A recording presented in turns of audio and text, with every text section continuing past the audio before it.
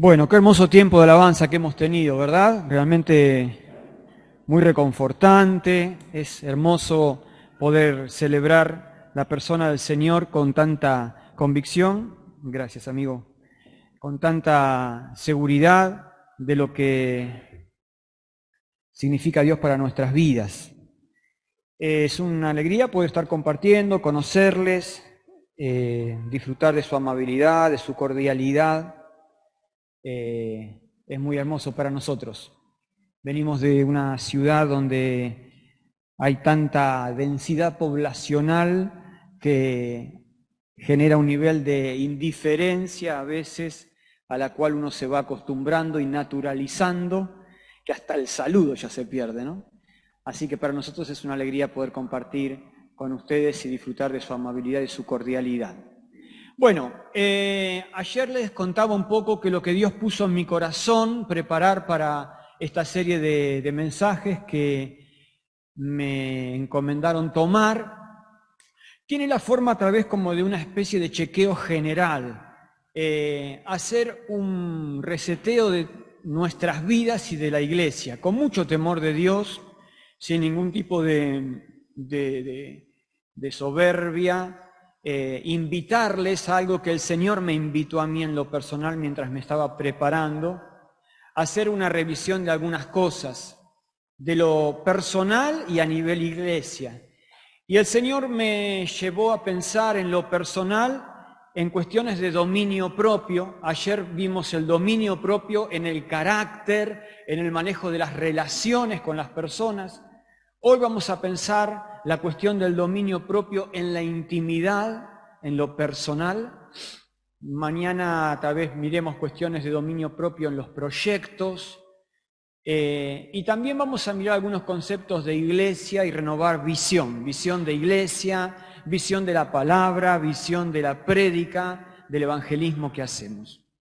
Creo que para un aniversario como el que estamos celebrando, siempre es bueno hacernos este tipo de replanteos. Creo que cada vez que cumplimos años hacemos eso en nuestra vida, nos revisamos, nos replanteamos, y esto es lo que el Señor puso en mi corazón. Vamos a empezar a leer en esta noche un texto en 1 Tesalonicenses capítulo 5, versículo 23 y 24.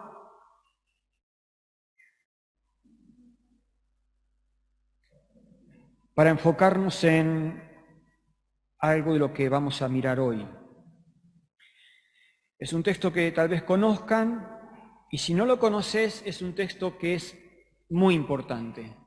En mi vida personal, en esta etapa de mi vida personal, desde hace unos años, es el texto más importante. Dice, 1 Tesalonicenses 5:23, en mi Biblia, que tengo la Nueva Versión Internacional, que Dios mismo, el Dios de paz, los santifique por completo y conserve todo su ser, espíritu, alma y cuerpo, irreprochable para la venida de nuestro Señor Jesucristo.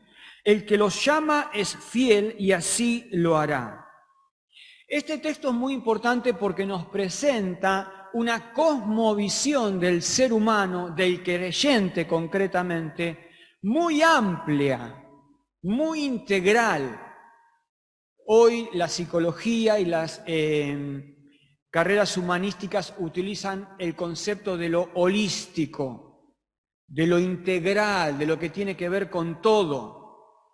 Y esta es la cosmovisión que Dios tiene del ser humano, no es palabra mía. Dice que todo nuestro ser, espíritu, alma y cuerpo, sea guardado irreprensible para la venida del Señor.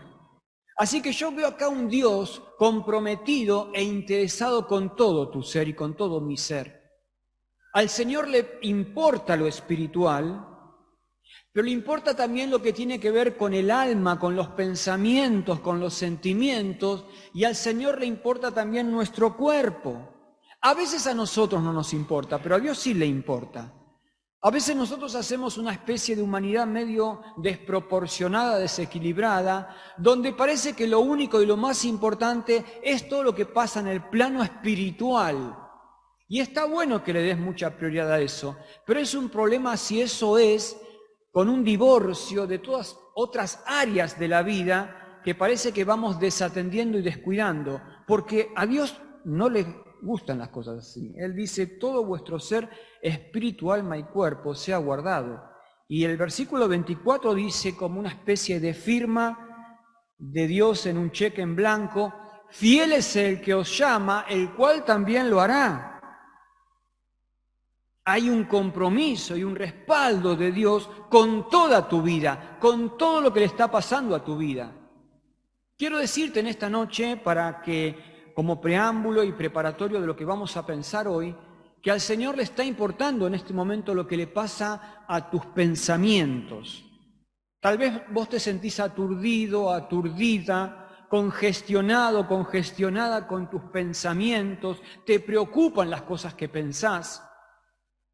Tal vez a vos te está preocupando en este momento emociones que te invaden, que te ahogan, que te asfixian. Tal vez a vos te está preocupando tu cuerpo y cómo tu cuerpo está viviendo, tu trato con tu propio cuerpo, el uso de tu propio cuerpo, las adicciones de tu propio cuerpo. Todo eso te preocupa y parece como que queremos esconderlo de Dios, porque Dios quiere que sea espiritual. Bueno, en esta noche yo quiero decirte con la autoridad de la palabra de Dios que Dios dice que a Él le importa todo nuestro ser, que es fiel el que nos llama, el cual también lo hará. Se compromete a respaldar todo el proceso de tu ser. Todo vuestro ser sea santificado. Y a mí me gusta pensar en el concepto de santidad de una manera muy gramatical, muy semántica y muy clara. Pensemos por un momento en la palabra santidad si le quitamos la T. ¿Te queda la palabra? Pregunto. Sanidad, ¿verdad? El concepto de santidad es mucho más que no hacer cosas malas y hacer cosas buenas. Chicos, chicas, el llamado de Dios a la santidad es un llamado de Dios a una sanidad de vida, a vivir una vida saludable. El Hijo de Dios tiene que ser santo porque Dios quiere que sea sano y saludable. Y no existe versión de vida más saludable que la de vivir en santidad, en santificación. Fiel es el que os llama. El mismo Dios de paz os santifique por completo. Todo vuestro ser. Fiel es el que os llama, Él lo hará. Con esta cosmovisión de tu vida y de mi vida, quiero que pensemos en esta noche en cuestiones que tienen que ver con el dominio propio en la intimidad. Ayer hablábamos del área de significado, del concepto de dominio propio, que es una traducción de una palabra griega que literalmente significa salvar la mente, preservar la mente de enfermedad. Un creyente puede tener un espíritu, o mejor dicho, tiene un espíritu que es de dominio propio y por ende tiene la posibilidad, puede cuidar la salud mental. No solo la salud espiritual, sino la salud mental, la salud anímica y la salud física, porque tiene dominio propio.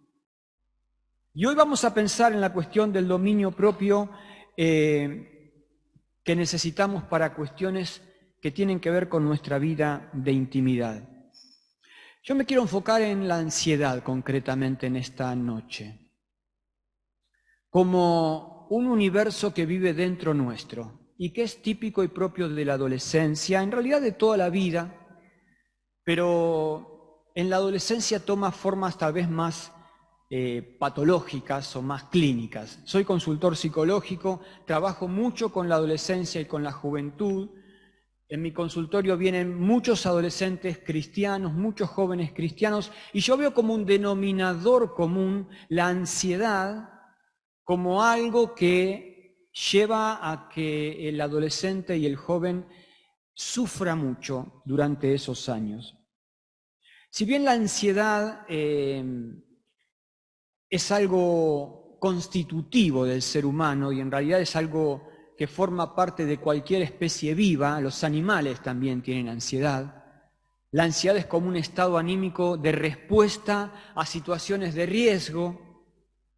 La ansiedad en ciertas dosis, en ciertos niveles, es saludable, te preserva. Estar ansioso pone en evidencia que algo te preocupa realmente. Que estés ansioso antes de un examen quiere decir que te importa el examen que te van a tomar. Si no te importa el examen, no estás ni ansioso siquiera, ¿no? Pero la ansiedad revela que hay cosas que tal vez me generan amenaza, presión, solo que a veces esa ansiedad toma formas más patológicas que las que debiera tener. También la ansiedad a veces no es solamente por una cuestión natural y biológica que todos tenemos, sino que la ansiedad proviene de distintas situaciones traumáticas que podemos haber vivido o trágicas y activa niveles de ansiedad un poco más elevados. Ayer relacionábamos cómo la violencia en el carácter, el enojo, en determinadas historias y contextos familiares, ha generado que las personas que se criaron en contextos de violencia o de agresión, les quede como secuela un estado anímico ansioso, de alerta, de alarma, ante lo impredecible, ante la realidad de que todo puede cambiar en cualquier momento. Y te queda como una secuela ahí la ansiedad instalada. La ansiedad es un estado anímico que tiene una participación de todo nuestro ser, como decíamos recién, porque se involucra el pensamiento, las emociones y el cuerpo. ¿Qué es estar en un estado ansioso? Bueno, mentalmente es un estado ¿de qué? De gran preocupación, de sobrepensamiento. Es ese pensamiento irracional de tener que traer el futuro al presente. Me preocupa tanto el futuro que lo traigo acá y no me deja vivir el hoy. Estoy más pensando en lo que todavía no llegó que en lo que ya estoy viviendo.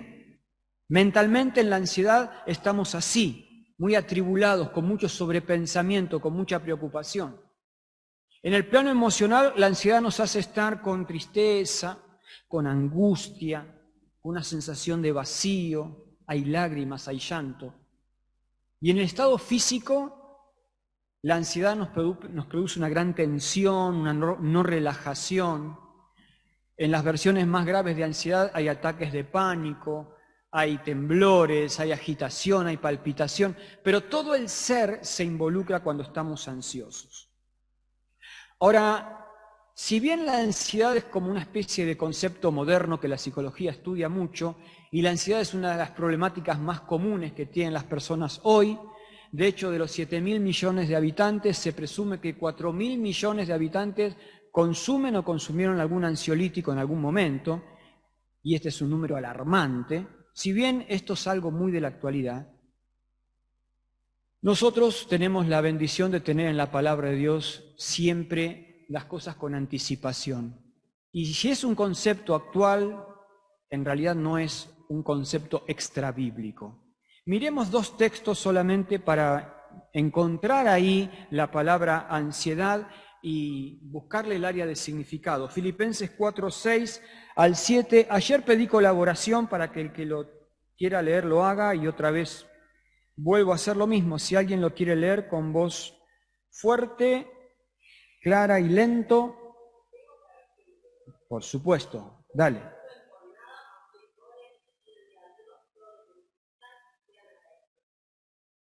4, 6 al 7.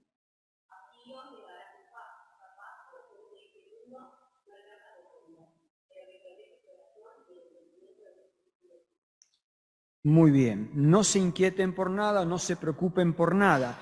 La versión Reina Valera, la antigua, dice por nada estéis afanosos. Son distintas maneras de traducir una palabra que ahora la vamos a volver a pensar. Y el otro texto es de 1 Pedro 5, 7 al 8. También el que lo tiene lo puede leer. 1 Pedro 5, 7 al 8. Y después vamos a hablar de las dos palabras que aparecen aquí.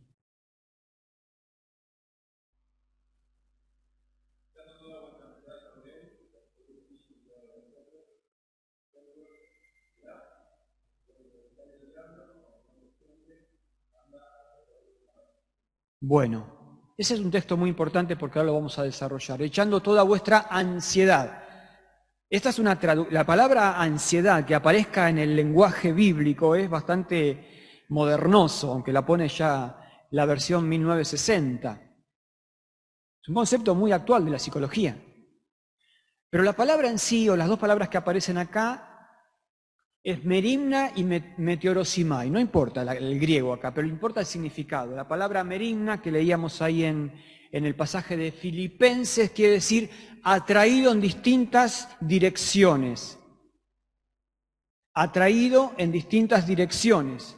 Y es un poco lo que nos pasa en la ansiedad, ¿verdad? Estamos en una situación en la que nos aparecen distintos circuitos de pensamiento, distintas hipótesis. Empezamos a pensar a futuro, nos empezamos a preocupar y a tensionar porque empiezan las distintas posibilidades de lo que podría pasar si pasa esto y si pasa aquello. Distintas direcciones nos tensionan y nos dejan como tironeado.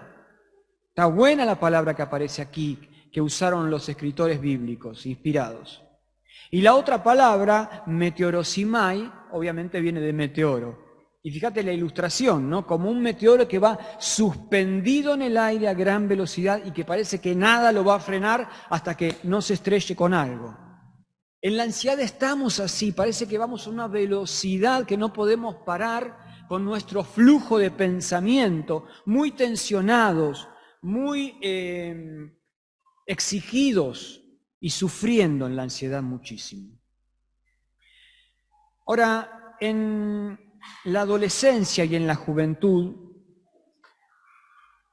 la ansiedad toma la forma de presiones. Y yo creo que esta es la principal característica que todos vivimos en nuestra adolescencia y en nuestra juventud. Presiones. ¿Qué presiones? Todas. Todas son presiones.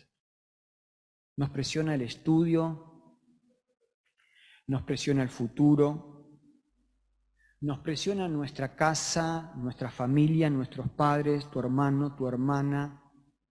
Te presiona tu cuerpo, tu desarrollo, tu estética, tu altura, tu sobrepeso, tus granos, tus errores aparentemente del cuerpo.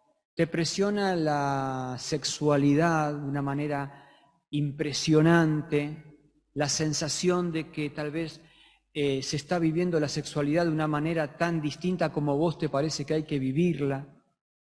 Te presionan tantas cantidad de cosas que esa presión termina generando una parálisis de tu vida. Yo cuando hablo con los adolescentes, después tengo que hacer devoluciones, que se dice en psicología, con los padres. Entonces, después viene el padre para la primera devolución y después de que yo le digo, bueno, ¿cómo estás viviendo la situación con tu hijo o tu hija adolescente? Lo primero que dice el padre, dice, es un vago, no hace nada en todo el día. Y ese es el reclamo, le pido que me haga la cama y no la hace, y que levante los platos y no la hace. Algunos se sienten identificada acá, espero no denunciar nada a nadie. Y vos decís, ¿pero por qué esa aparente vagancia o pereza del adolescente? O del joven muchas veces, porque la adolescencia es un bloque bastante largo para la psicología que empieza desde los 11 hasta los 20. 20 en adelante de juventud, ¿no? Pero ahí hay todo el proceso de adolescencia. Así que muchos de ustedes están técnicamente hablando en adolescencia. ¿Por qué esa parálisis? Porque mira, pensalo de esta manera, vamos a ilustrarlo. Si yo pongo acá una persona en 4 de rodillas en el pie y le comienzo a poner un bloque arriba y le digo caminá, por ahí pueda caminar o gatear, mejor dicho. Pero si le pongo otro bloque arriba de unos kilos más, tal vez pueda, pero le cueste. Pero si le sigo poniendo bloques y bloques y bloques, lo voy a aplastar. Y voy a decir, movete, no se va a poder mover. Porque la presión genera una parálisis que hace que para un adolescente llevar el vaso donde tomó la leche desde la mesa hasta la pileta sea una maratón de 42 kilómetros. Vos decís, es un vago. No, no es un vago. El nene no es vago, señora. El nene está presionado. Entonces ahí se enojan con el psicólogo. El psicólogo no sabe nada. La ansiedad genera niveles altísimos de presión y la Biblia lo sabe. Por eso usa estos conceptos, ¿no? De tensionado en distintas direcciones, de meteoro. Estoy tan con un flujo de pensamientos tan intenso que en vez de poder accionar quedo en un estado de parálisis que no puedo hacer muchas de las cosas que debiera hacer. Ahora, ansiedad es sinónimo de la vida y ansiedad en altos niveles es sinónimo de la adolescencia y de la juventud. Bien, como decía al principio, la ansiedad es algo biológico, natural, es inevitable, pero puede tomar niveles tan altos que aquí aparece la parte en la que yo quisiera que en esta noche podamos pensar bien, que es que la ansiedad te puede llevar a tener conductas saludables para descomprimir y aliviar la ansiedad y conductas destructivas. Y de esto vos sabés seguramente. Sabés porque tal vez te pasa a vos. Y porque si no te pasa a vos, le pasa a algún amigo o alguna amiga. Y aquí empiezan a entrar como mecanismos para aliviar la presión y la ansiedad, cosas que pueden ser peligrosas, cosas que pueden hasta correr riesgo de vida, o cosas que pueden instalarse en la adolescencia que te pueden acompañar durante toda la vida, lamentablemente, porque una manera de anestesiarme emocionalmente y de no sufrir la presión es recurrir a cosas que me hagan sentir bien. Y en ese recurrir a cosas que me hagan sentir bien, aparece el león rugiente buscando a quien devorar. Y esto es lo que dice 1 Pedro 5:7. Leímos recién ahí. Y si quieren arrancamos desde el versículo 5 para que se den cuenta que está contextuado para los jóvenes.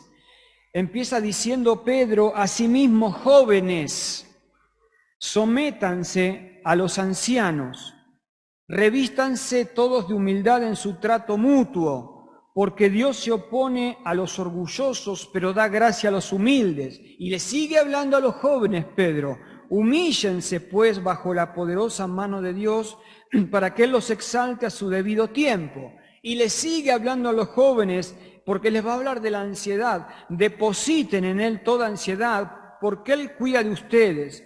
Practiquen el dominio propio y manténganse alerta. Su enemigo el diablo ronda como león rugiente buscando a quien devorar. Entonces, lo importante es que entendamos que en situaciones y condiciones de ansiedad biológicas, legítimas, por todo lo que decía recién, se puede llegar a tomar conductas que son autodestructivas. ¿Y sabés quién está detrás de esas conductas autodestructivas?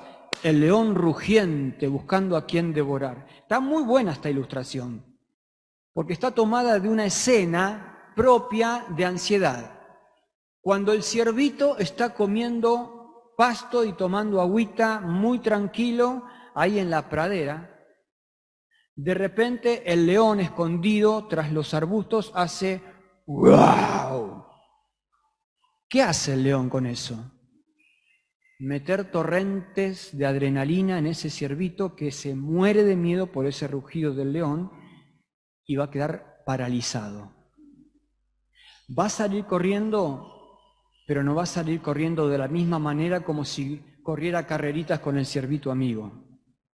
Sale corriendo tensionado, sale corriendo ansioso, y ahí el león lo puede alcanzar. Si no, es imposible que lo alcance. Es imposible, imposible. Pero cuando el león ruge, y hay ansiedad, y hay tensión, y hay parálisis, el león llega, mata y come. Entonces yo quiero que entiendas en esta noche que tu ansiedad, como decía al principio de la prédica, le importa al Señor. Todo vuestro ser, espíritu, alma y cuerpo, todo lo que estés viviendo a nivel mental y emocional y físico le importa al Señor. Fiel es el que os llama, el cual también lo hará, leíamos. Y aquí leímos recién: depositen en Él toda ansiedad, porque Él cuida de ustedes. Hay un león que se los quiere comer con conductas autodestructivas, pero hay un Dios que te quiere cuidar, que te quiere salvar la mente, que quiere que tengas dominio propio en medio de tu ansiedad.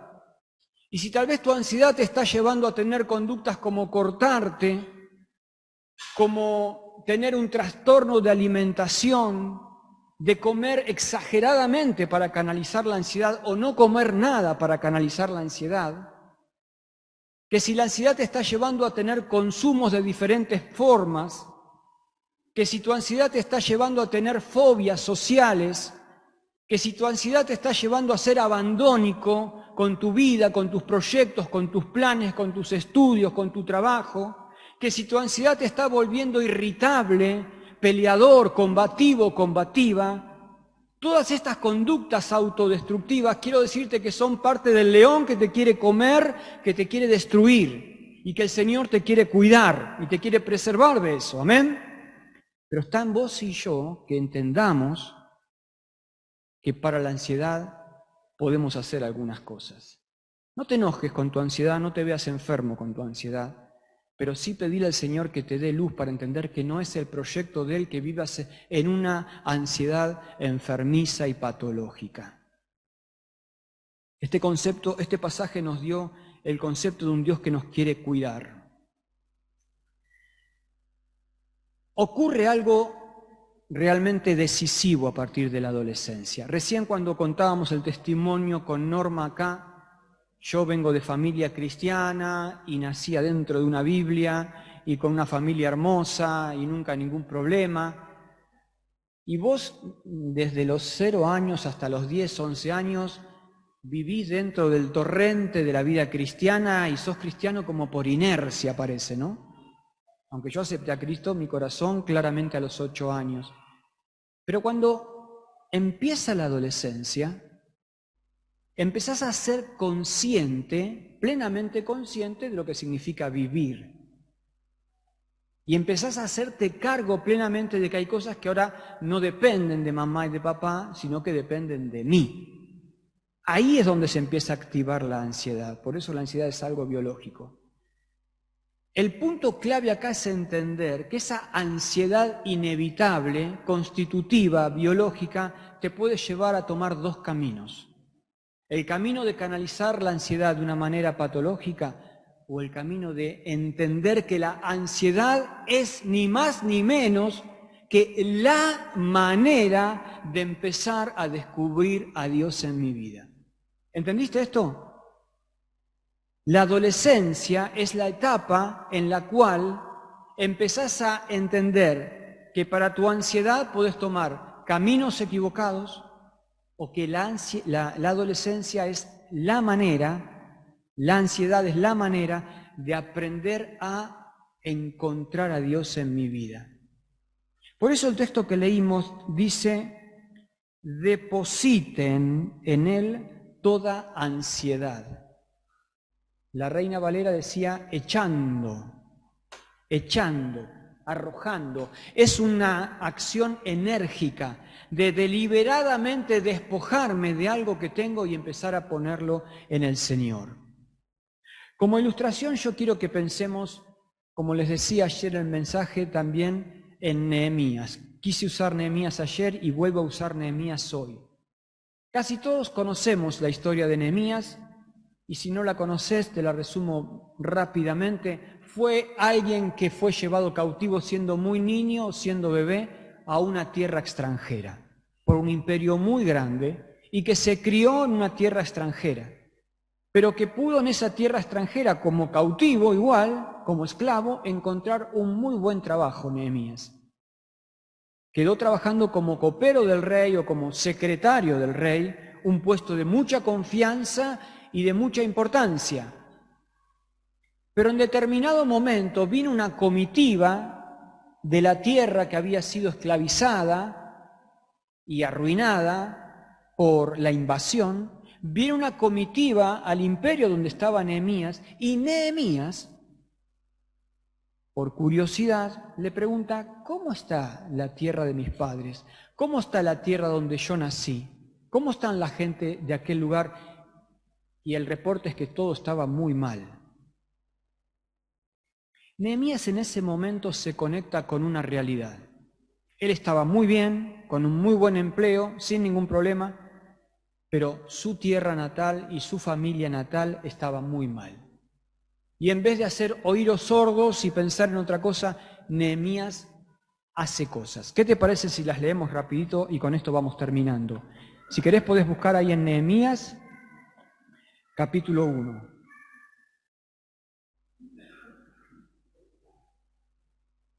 Ahí antes del libro de Salmos está Nehemías, Esdras, Nehemías, Esther, Job, Salmos, Proverbios. ¿Estás ahí en Nehemías?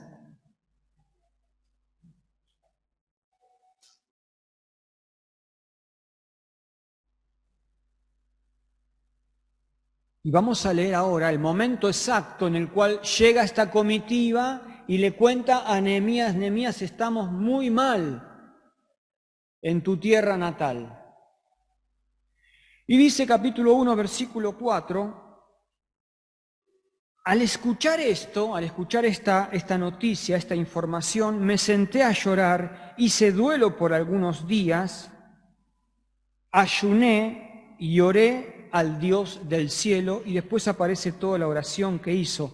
Pero vos fíjate la reacción de Nehemías, porque acá podemos sacar información respecto a cómo manejar la ansiedad, cómo manejar la presión, cómo hacer que la ansiedad no tome un camino autodestructivo, sino que sea el camino para aprender a echar mi ansiedad en el Señor y crecer.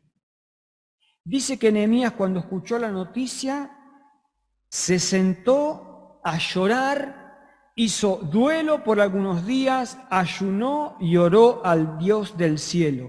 Y es importante estos pasos que Nehemías toma acá, porque Nehemías, cuando escuchó la noticia y le generó tristeza y angustia y dolor, se hizo cargo de esto. No lo negó. Y esto es muy importante que lo podamos atender. Aceptó su angustia, no la reprimió, no fue negador, se puso a llorar. Esta noticia es para que llore, no es para que me ría o para que no haga nada. Y este es un gran problema a veces, que en vez de hacer contacto con lo que nos está pasando, parece que lo negamos, lo reprimimos, como que no lo queremos ver y seguimos para adelante, como que nada está pasando, pero algo te está pasando que te produce tristeza. Nehemías hizo contacto con eso, se sentó a llorar. ¿Cómo habrá sido esa escena, no? Era un secretario del rey, no era cualquier persona. Recibe esta noticia, queda perplejo, se sienta a llorar y dice que se sentó a llorar y ayunó. Hizo duelo por algunos días y ayunó, o sea, estuvo una etapa de tiempo importante conectado con la tristeza que esto le generaba.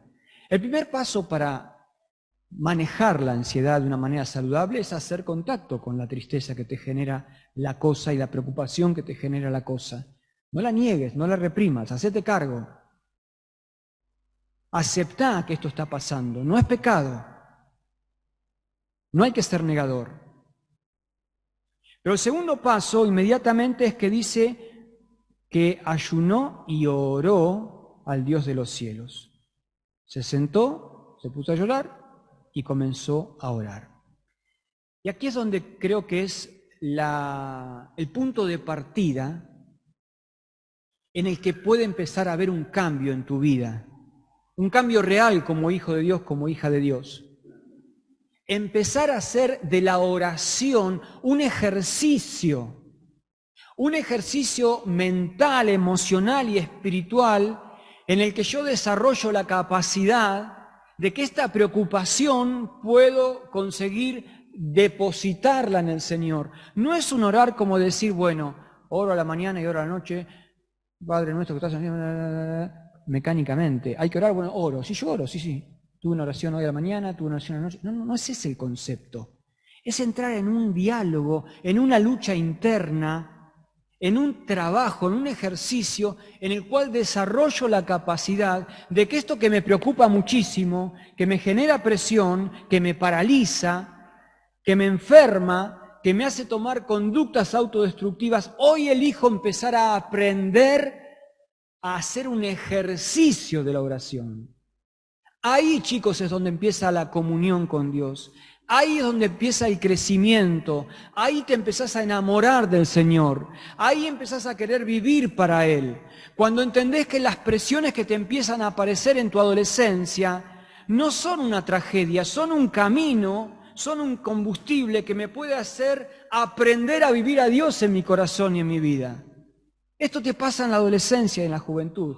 De niño no te pasa. Pero tenés que aprender a orar.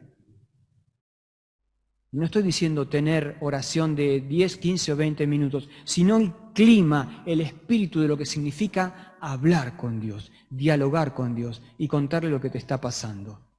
Entonces Nehemías no negó, se hizo cargo que algo lo angustiaba. Nehemías oró. Y el capítulo 2, fíjense, ya estamos más avanzando en lo que pasó en la historia de Nehemías, porque bueno, no solo se puso a llorar y se puso a orar, sino que después fue a hablar con el rey y le dijo, mire rey, yo quisiera ir a mi tierra a reconstruir la ciudad porque está destruida. Entonces el rey lo autoriza, le da materiales, le da madera, le da alimentos, le da recursos, y Nehemías va a la ciudad. Y fíjense lo que hace cuando llega. Capítulo 2, versículo 11.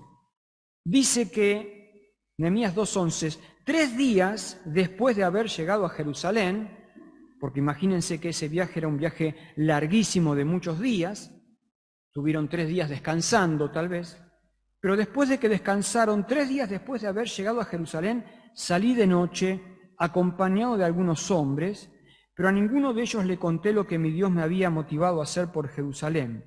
Versículo 13. Esa noche salí por la puerta del valle hacia la fuente del dragón y la puerta del basurero. Inspeccioné las ruinas de la muralla.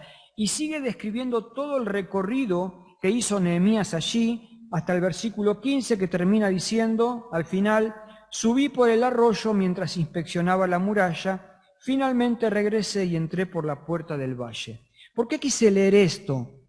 Porque quiero poner un concepto más en el manejo de la ansiedad, que es no solo hacerme cargo que hay algo que me entristece, no solo aprender a orar, sino que en la ansiedad hay que aprender a delimitar, a observar. Es lo que hizo Nehemías. Nehemías vendría en ese viaje pensando, ay, ¿cómo voy a encontrar esta ciudad?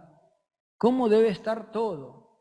Y se imaginaría todo destruido y por dónde empezar, pero no había visto nada todavía, solo pensaba, solo se cargaba de ansiedad. Pero cuando llega, ¿qué hace? Hace una inspección. Mira toda la muralla, mira todo alrededor y empieza a decir, bueno, acá está roto, acá está más roto, acá está menos roto, acá no está roto.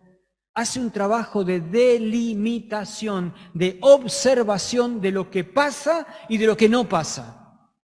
Y sabes, en los momentos de ansiedad, el león que está ahí esperando sacar ventaja, consigue que vos sobredimensiones lo que está pasando. Que vos dramatices lo que está pasando. Voy a hablar con mucho cuidado lo que voy a decir ahora y con mucho respeto, pero uno en el consultorio aprende a conectarse con historias de suicidio. Y hablo con respeto porque tranquilamente puede ser en este momento el pensamiento de muchos de ustedes, porque esto es también propio de la adolescencia y de la juventud. En realidad de cualquier edad, pero sobre todo en la franja de la adolescencia. ¿Y por qué un adolescente se quita la vida? Después de que se quitó la vida, vos decís, pero este era el escenario de la vida de este chico, de esta chica.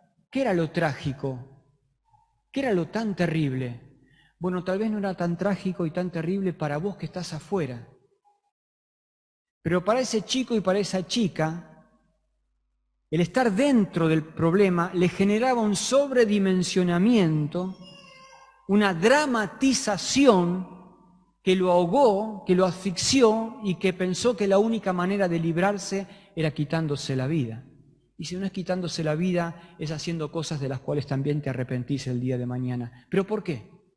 Porque falta el ejercicio de observación. Entonces, en una situación de ansiedad, vos necesitas observar, delimitar, desdramatizar. A veces solo no se puede eso. Necesitas a alguien que te ayude. Y no un psicólogo necesariamente, ¿eh? Un buen amigo, una buena amiga, un pastor, un anciano, un referente. No niegues lo que te está pasando. Hacé contacto con que hay algo que te produce mucha tristeza. Nehemías se sentó a llorar. Orá al Señor y si todavía seguís ahogado, ahogada en lo que te está pasando, en la presión de tu ansiedad, habla con alguien. Y el hablar con alguien te va a permitir tener una mirada más objetiva y más real de lo que está pasando y de lo que no está pasando. Nehemías observó, y cuando observó dijo, bueno, esto me va a llevar un tiempo y me va a llevar esta cantidad de plata y esta cantidad de gente, pero lo tuvo que observar primero. Yo quisiera que en esta noche, si estás viviendo la presión propia de cosas que te están ahogando y asfixiando y no sabes por dónde empezar a reconstruir, creas que el Señor va a proveer personas que te puedan ayudar a mirar con objetividad, a mirar con realismo, a desdramatizar, a delimitar lo que está pasando. El último paso, podríamos nombrar algunos más, en el capítulo 3, versículo 16, y con esto terminamos.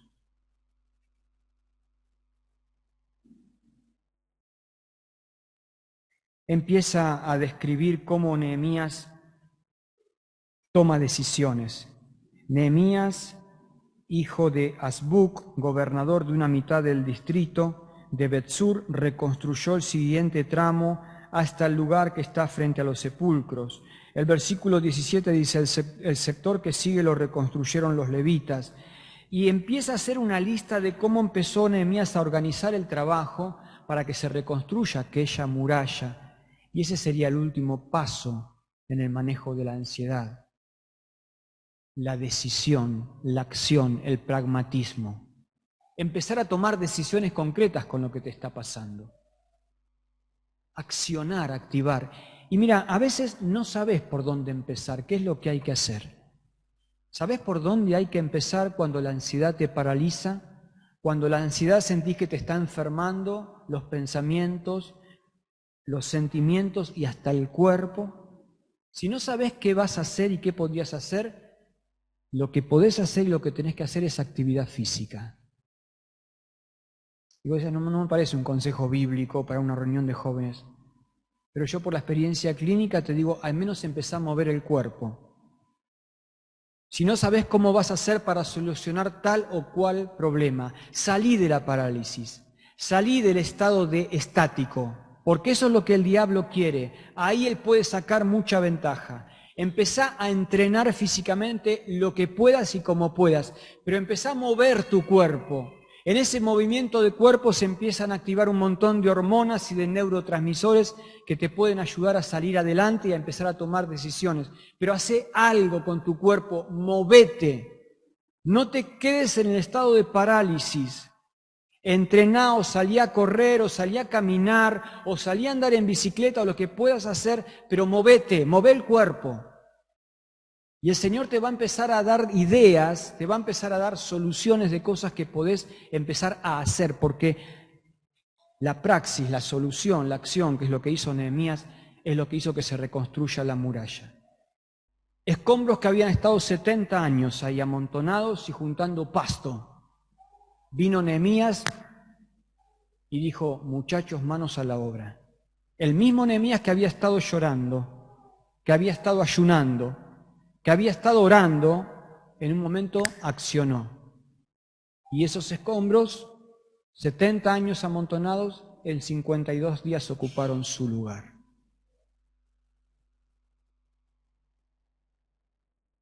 Yo termino en esta noche alentándote a que puedas creer que hay un Dios que tiene un compromiso con todo tu ser, espíritu, alma y cuerpo, que hay un Dios que conoce que estás viviendo presiones, que hay un Dios que quiere preservarte y cuidarte porque hay un león rugiente que te quiere destruir con conductas, que en esa ansiedad podés aprender a encontrar a Dios como nunca lo encontraste antes en tu niñez.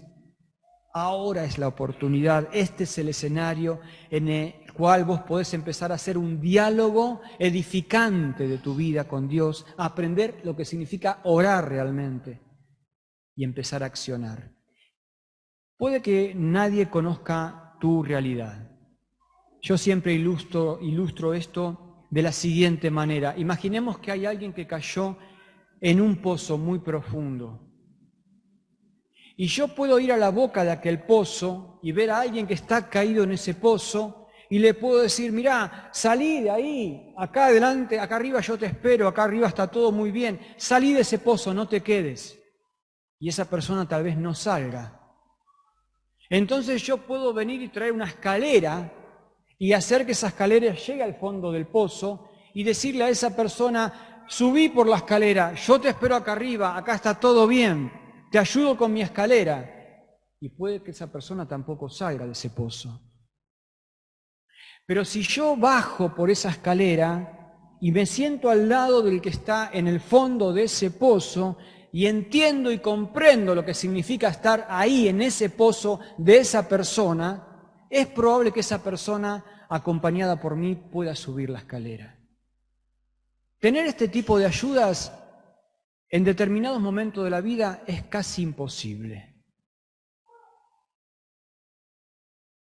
Ese nivel de empatía que a veces necesitamos para que alguien entienda lo que me está pasando a mí en mi casa, lo que me está pasando en mi familia, lo que me está pasando en la escuela, lo que estoy pasando con mi cuerpo, lo que estoy pasando con mi sexualidad, a veces son cosas que nadie puede llegar a conocerlas, pero el Señor sí. El Señor bajó al pozo. Estoy hablando del Señor Jesús. Hay un texto muy hermoso que Jesús está allí en el huerto de Getsemaní orando y dice la palabra de Dios, pero como estaba angustiado, como estaba muy angustiado, se puso a orar con más fervor. Está hablando de Jesús, ¿eh? Como estaba muy angustiado, estoy diciendo textuales palabras, como estaba muy angustiado, se puso a orar con más fervor. El Señor Jesús conoce lo que significa estar en un pozo. En el pozo de la angustia terrible de tener que afrontar la cruz por vos y por mí. Nadie conoce tu pozo como Él. Y querido amigo, querida amiga, yo te digo en el nombre del Señor que Jesucristo puede bajar al pozo de tu vida, sea cual sea lo oscuro que sea lo húmedo que sea lo frío que sea lo profundo que sea, el Señor puede bajar ahí, te puede conocer y te puede sacar de ese pozo también.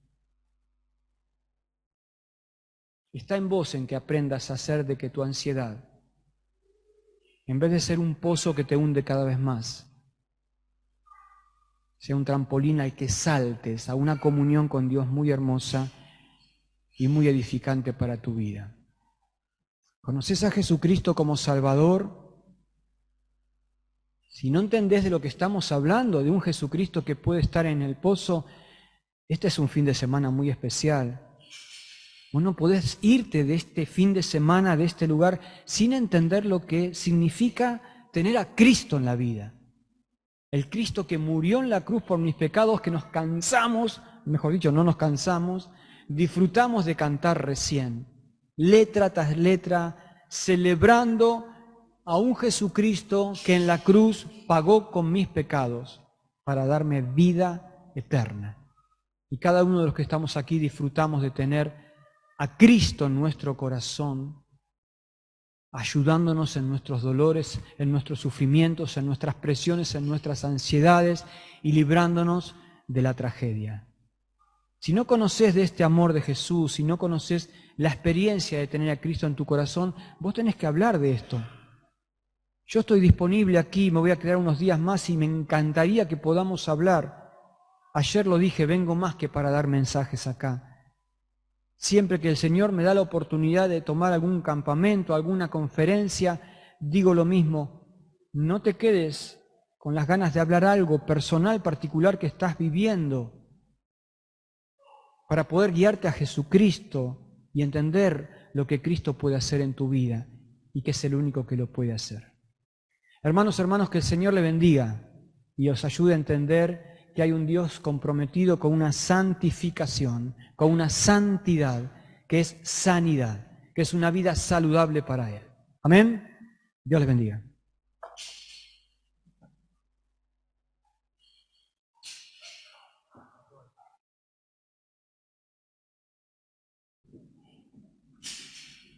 Bien, Walter, ¿nos dirigía a Dios en oración, por favor? Por supuesto. Bueno, nos podemos poner de pie entonces para orar y tal vez pueda hacer una una oportunidad trascendental en tu vida. Yo he orado mucho para que esto sea una palabra que Dios riegue con su gracia y seguramente los que prepararon esta conferencia también.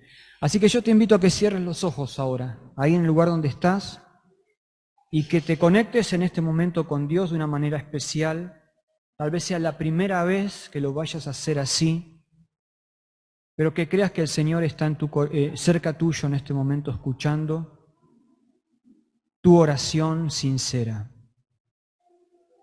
Y que puedas decirle: Señor, en esta noche he entendido claramente que lo que yo vivo, como presión, como ansiedad, todo esto que estoy viviendo en mi interior que me hace sufrir, que me duele tanto, que me está llevando a ser autodestructiva, Señor. En esta noche he entendido que esas mismas experiencias son las que me pueden llevar a conocerte a ti de una manera especial. Que este pozo en el cual estoy puede ser iluminado y bendecido con tu presencia al lado mío de una manera sobrenatural y hermosa. Señor, quiero pedirte que vengas a mi vida en este momento, que me visites en el lugar donde yo estoy y que me ayudes a creer, Señor, que yo puedo aprender a manejar mi ansiedad, mi dolor, de tu mano y salir adelante. Resolver, decidir, sanar, corregir. Quiero decirte en esta noche, Señor, que entiendo que hay cosas en mi vida que están mal, que entiendo que en mi vida hay acciones que son pecaminosas, Señor, que acepto que Jesucristo murió en la cruz por estos pecados. Y quiero decirte que reconozco y confieso que Jesucristo es Dios hecho hombre viniendo a obrar mi salvación, a pagar por mis pecados.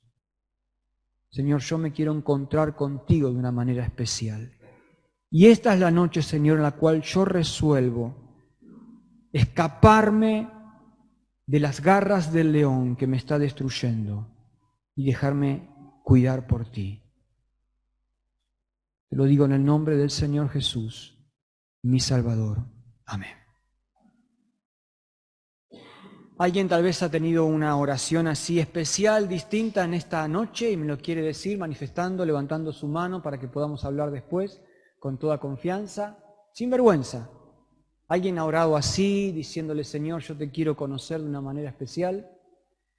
Tal vez te dé vergüenza ahora hacerlo públicamente, pero me encantaría que lo podamos hacer por privado, en la intimidad. Yo me voy a quedar un ratito más y vamos a alegrarnos por eso. Dios les bendiga.